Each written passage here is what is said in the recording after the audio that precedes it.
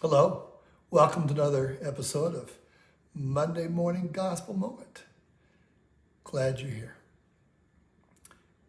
Have you fallen from grace? It's kind of a scary question. A lot of people struggle with it. A lot of people wonder if that's them. Maybe you know someone who has. So now what? That's what we're going to look at today.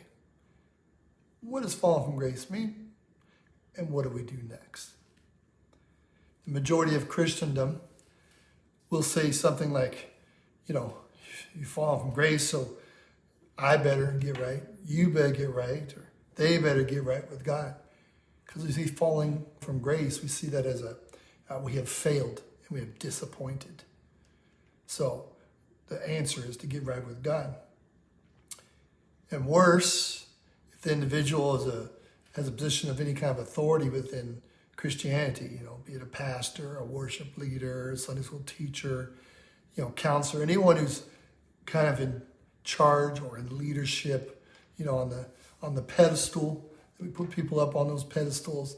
When they screw up publicly, hidden, comes out, whatever it is, they fell from grace. And what do? We often will strip them of any title they have. That's number one. And then if they've won awards, let's say they're, Christian recording artist, and they've won awards in the past, we go in and pull them all off, strip them down, do all kinds of things that are punitive. And we feel, you fell from grace, brother or sister, and you got to pay the price now. Often even banishing them off into you go get right and then come back when you figure it out. We use the last few words of Galatians 5:4 to support this concept of failure. We believe that falling from grace is a failure, but there's two problems with this. First, the word fallen does not equal failure. Two, there's a huge piece of the verse missing. Fallen from grace, that's not the whole thing. That's not the context. And so we assume that fallen grace means you have failed out. You've screwed up too bad. We're missing the context in which it was said. And that helps bring this all to life. So let's first correctly define and understand the word fallen. Fallen is ekiptu. There's probably how you say it. It means to drop away, to lose one's hold of, to fall off the straight course. None of that seems to match up with failure or scandal. Seems like we've gone off course. Is that what's going on? Is that the truth? Secondly, we need to read the whole verse. Here's the whole context. You who are attempting to be justified by works of law, you are being deprived of any spiritual effect from Christ. You have fallen from grace. Pretty much drop the mic right here. Fallen from grace is walked away from Christ. Quit depending upon him. Can you actually walk away? Can we actually leave him? No. We may walk away. We may wander off. Go live with the pigs for a little while. Spend the inheritance. But he's still right there with us. So you have fallen from grace when you've quit depending on Christ. You're attempting to be justified by works. In other words, the moment you and I think we can improve or must improve ourselves to please God, we've fallen from grace. We've missed the point. Galatians 5:7-8, you were doing so well. Who caused you to stop following the truth? It certainly wasn't the one who chose you. Continuing. You quit depending on Christ?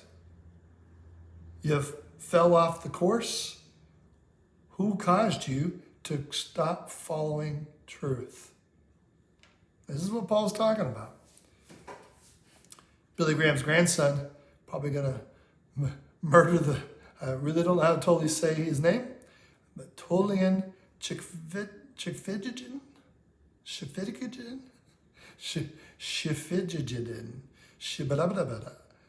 Gonna start speaking in tongues here. Anyway, Billy Graham's grandson. We all know, I'm sure, that, he had what people want to call failure. He fell from grace. Disgusting man that he is, right? That is not the truth. I'm so glad he has found his way back to hope and to not listen to the crap that was being told to him.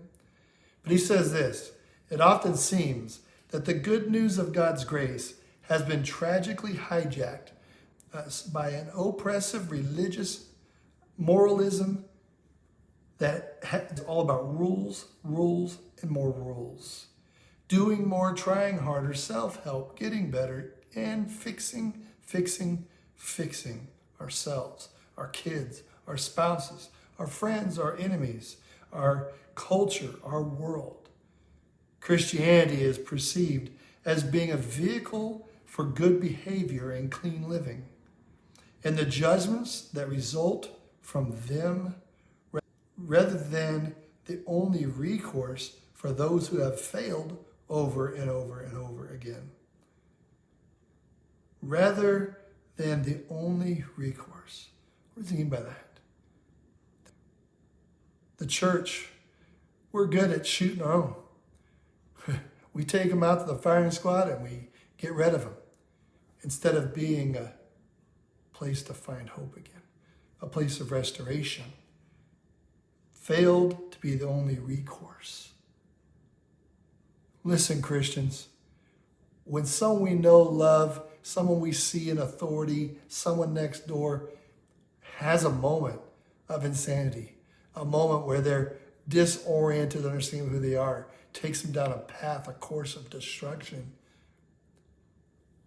instead of pointing fingers and accusing them and stripping them, how about we go give them a hug? How about we go tell them that they're loved?